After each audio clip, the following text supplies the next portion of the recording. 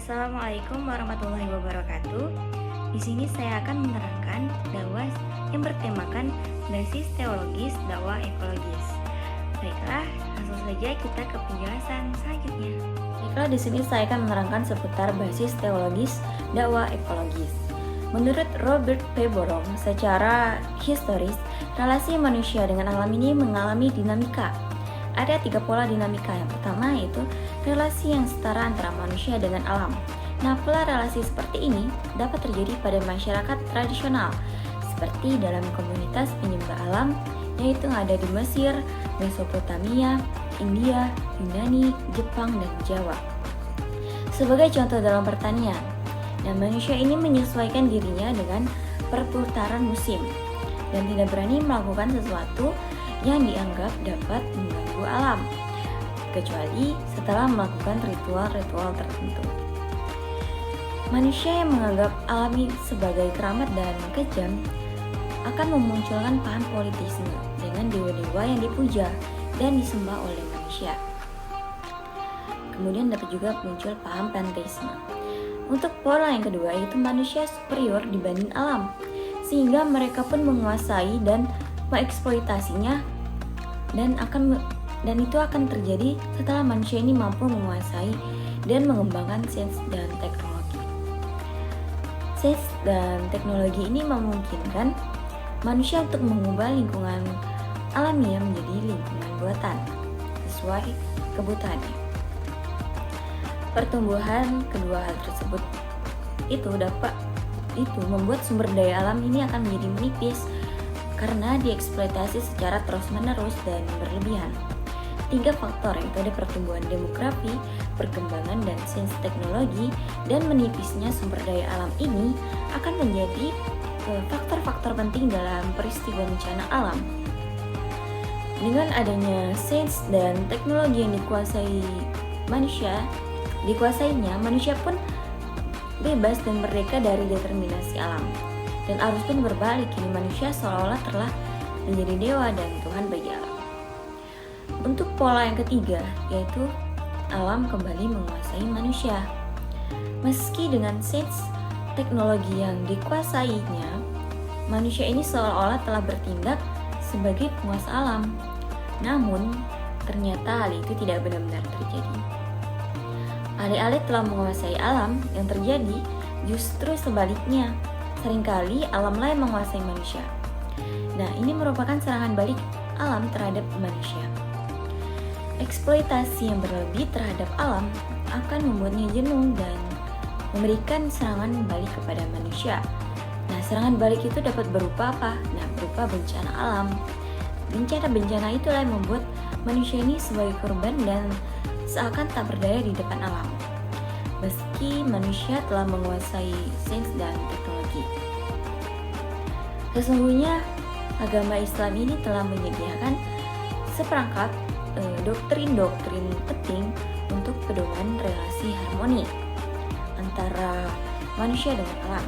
Ada 3, yaitu manusia dan alam ini sebagai makhluk Allah. Tauhid sebagai inti agama Islam dan mengajarkan bahwa manusia dan alam semesta ini adalah sama-sama ciptaan Allah.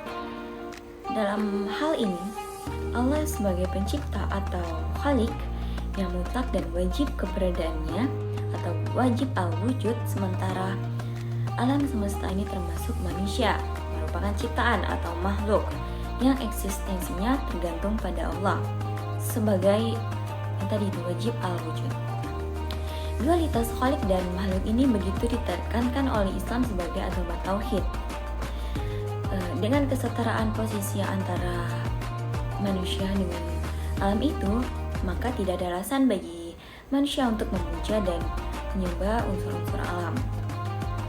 Misalnya gunung, pohon, sungai, atau tempat-tempat yang dianggap memiliki kekuatan magic.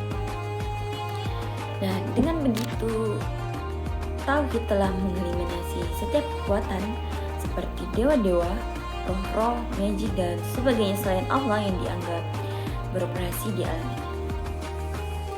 Dalam paradigma tauhid ditegaskan bahwa alam ini berjalan hanya oleh kekuatan Allah sebagai sang khalik. Alam ini diciptakan bukan tanpa maksud. Allah sengaja menciptakan alam ini demi kepentingan kehidupan manusia. Seperti dalam surah Al-Baqarah ayat 29 yang berbunyi, "Wallazi khalaqal lakum ma fil ardi jami'an tsumma stawa ila sama'i fasawwahunna sab'a samawat wa huwa bikulli syai'in alim." Artinya, dialah Allah yang menjadikan segala yang ada di bumi untuk kamu. Dan dia berkehendak menciptakan langit lalu menjadikannya 7 langit. Dan dia maha mengetahui segala sesuatu. Keteraturan itulah yang membuat manusia ini mampu memahami alam dan memanfaatkannya untuk kepentingannya. Demi tujuan ini pula Allah SWT memberi manusia bekal berupa akal sehat agar manusia ini mampu menangkap pola-pola itu dan memahaminya. Pada perkembangan lebih lanjut, pola-pola itu pun dapat diamati, dipahami, dicatat, dan melahirkan berbagai cabang ilmu pengetahuan. Yang kedua, yaitu ada alam dan manusia sebagai ayat Allah.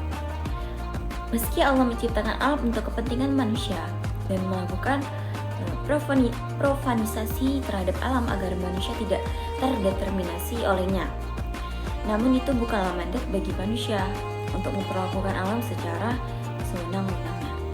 Justru sebaliknya, semua itu disengaja oleh Allah sebagai alat ujian bagi manusia. Nah, Allah telah berfirman, Dialah yang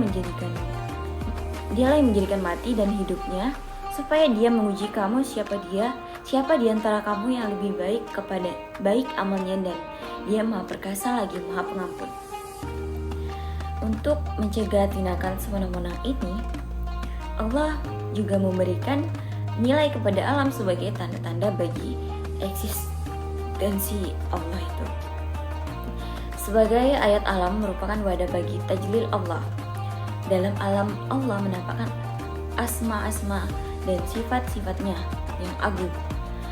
Nah, dengan alam pula Allah memperkenalkan dirinya kepada manusia.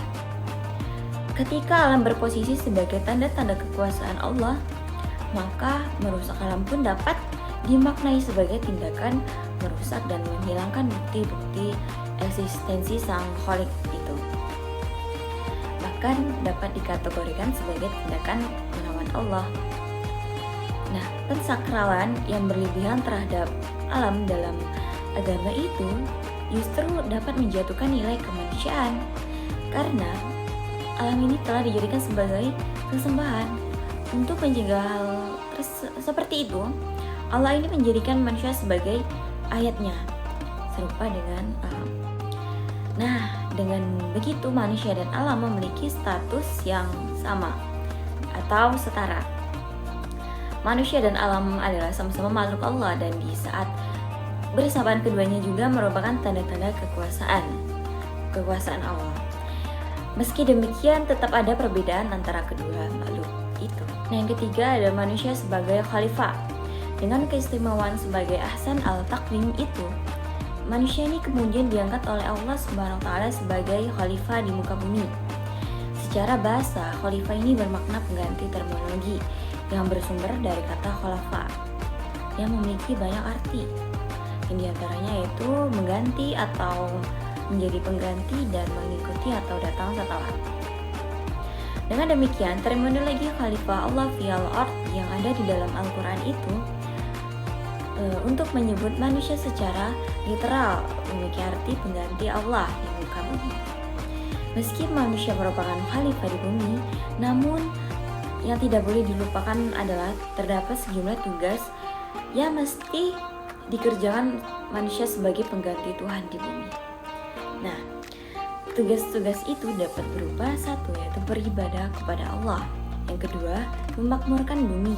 Yang ketiga, untuk memakmurkan bumi itu manusia harus menegakkan keadilan dan mampu mengendalikan hawa nafsu. Dengan demikian, tiga tugas tersebut, posisi khalifah yang dikerjakan manusia justru merupakan mandat untuk menjaga dan melestarikan alam ini. Berbagai tugas itu pun dapat menuntut manusia untuk menjalin interaksi yang baik dan harmonis.